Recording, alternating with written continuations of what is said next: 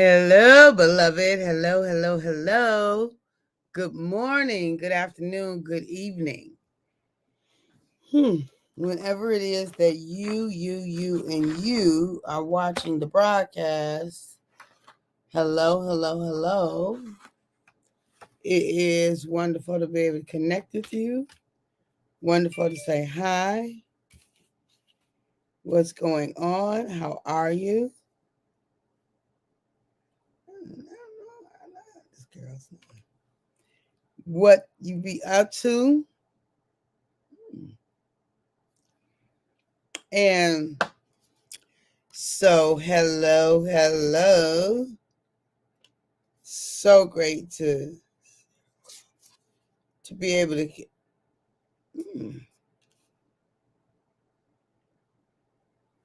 Okay, don't remember that. So great to be able to connect with you this morning. Excuse my distraction. Excuse my distraction. But it is absolutely wonderful. So for those of you who will be live, yes, yes, yes. Let's play. Let's do it. Whew. Excuse me. For those of you who will hashtag it and replay it, I am grateful. For those of you who will be on and I don't know you on, I might not never know you on. All right. And then for those of you who will be used by Papa at some point down the road to encourage me, thank you, thank you, thank you, thank you, thank you. All right, all right, all right. So, what are we talking about? This notion of what if? What if you are the answer? What if you are the one? What if you are the go to person? What if it all lands in your lap? What if it's up to you? What if it's in your hands? What if you're the one that makes things possible? You're the one that carries things through. You're the one that knows the better way to do a thing. What if it all comes back to you? Sometimes that can be a very heavy role to be in, a heavy mantle to carry.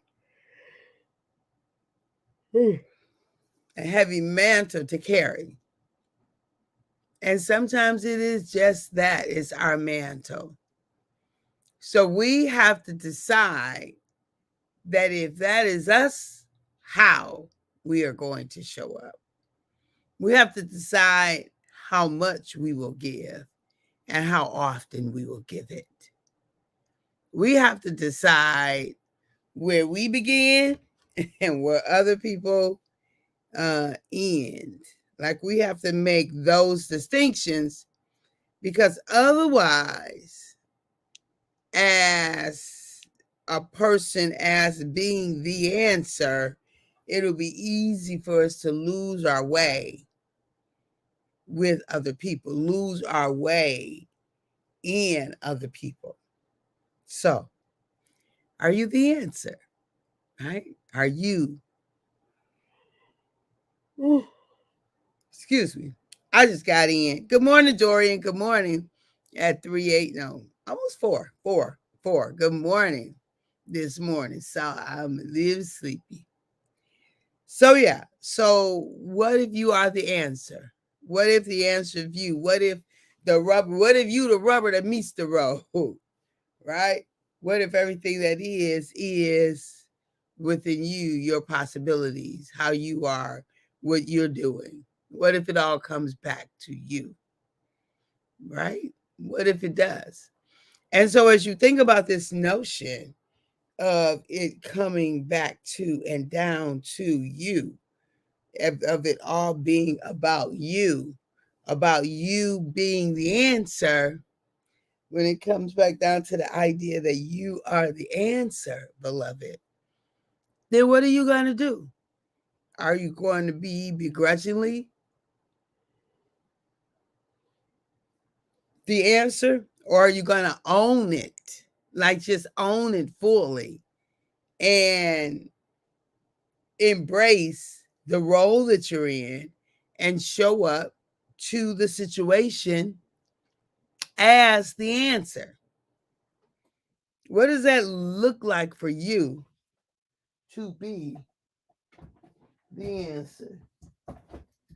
Excuse me. What does it look like for you to actually be the answer in the city? Hey, Virginia, good morning. So good to see you, my sister. To actually be the answer. Is there any reason that you wouldn't want to be the answer? Right?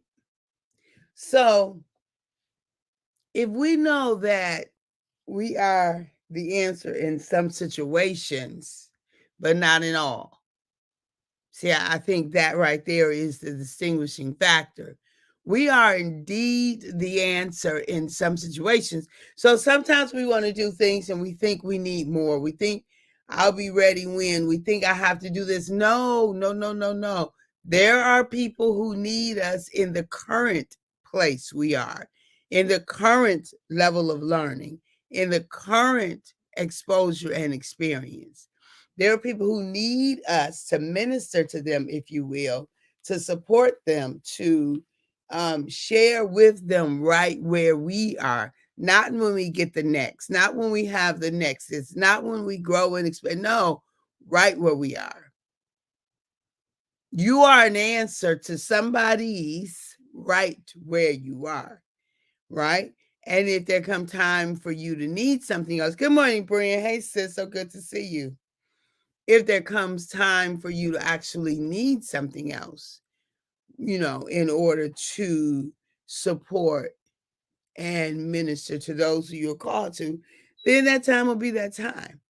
But it's important for us to start right where we are, taking baby steps or giant quantum leaps right where we are, so that we can be the answer that we've been created to be.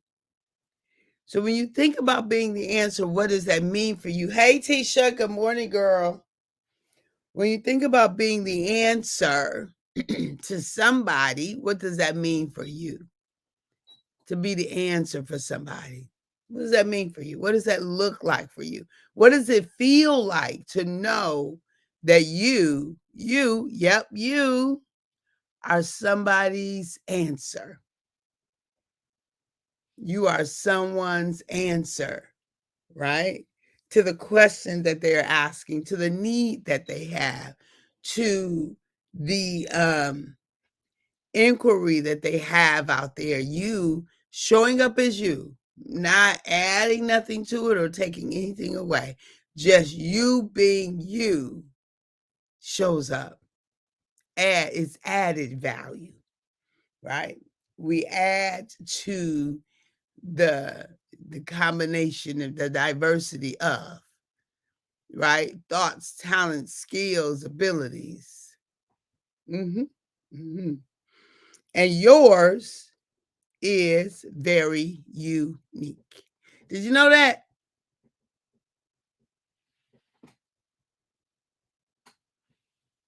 That I was hearing something. Yes, yours is extremely unique. And so when we know that and can own it and can appreciate it, then we can get about Papa's business of advancing his kingdom. Then we can get about his business. Because as long as we are thinking that we are not the answer, we're thinking that we don't have it, we're thinking that we are not enough, that gets in Papa's way. Can you see that?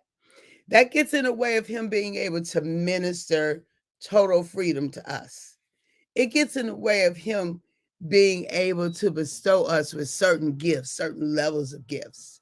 It gets in the way of him sending us, 2 by 2 to go into different places and then to dust the feet, right, dust us ourselves off if things don't go well. It hinders us because if we believe that we are not the answer to anyone, then it's going to be very difficult for us to show up.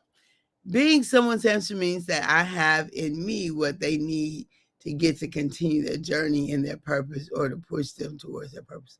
Amen, Tisha. Yes, yes, yes. I love that. I love that. So somebody else, how do you show up as the answer? As the answer. Because you are. And so sometimes it's just a matter of being clear about the thing that is the thing. Sometimes it's just a matter of being clear because, we could want something, but if we don't really know what it looks like, then it stays very abstract, right? And we could find ourselves walking into situations over and over again and not getting what is ours to get, but equally important, not giving what is ours to give, right? Almost that idea of robbing Peter to pay Paul. But when we have a sober awareness of who we are and how uniquely, vitally gifted we are, that we are added value in situations that warrant us, right? As we embrace that, as we own that, as we live that, as we lean into that, it becomes more easier to just, right? To just do the thing we thought we never could do, say what we thought we never could say, go where we thought we never would go, be who we had given up on. Don't give up on you. Don't give up on your dream. Don't give up on your possibility. Do not give up on that which emanates from your soul. Good morning, Ray. Welcome, welcome. It doesn't matter if other people know about it, they agree about it, if they with you on it. Like, that's not what matters. You don't give up. And you keep going no matter what. You keep trying. You keep showing up as you. Okay? Because that's what makes the difference. Consistency, beloved, is key.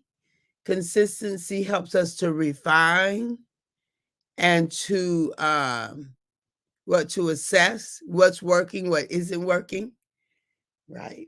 And so the more that we do a thing, right, we want to look at it and see how that thing is serving us. Does it help me to show up in my day to day? Or is it a hindrance? Like, is it a block? The thing itself doesn't necessarily have to be a bad thing. It's just not a good thing for you. Y'all hear that? The situation doesn't have to be a bad thing. Like, it reminds me of Paul, expedient and lawful. But it's not expedient, right, for you. So as you give yourself permission to explore you, give yourself permission to connect, right? Because connection is everything. Connecting with yourself and connecting with others. Give yourself permission to play and have fun and thoroughly enjoy yourself. Look, we have talking about enjoyment. We have the Self-Love Queens Adventure. Ladies, if you want to have an experience of a lifetime where you are poured into, number one, when I say poured into, you are loved on and poured into, and you're invited to love on and pour into others. It is the weekend after Mother's Day, Thursday, Friday, Saturday. We leave out on Sunday. Sunday at 4, I think, is our ending. But beloved, let me just say to you that is a place. If you need to be loved on, that's a place. If you have a deep need to be understood, that will be the experience. You just want to have fun, like childlike, girl-like fun, where you're laughing, and just enjoying one another's company.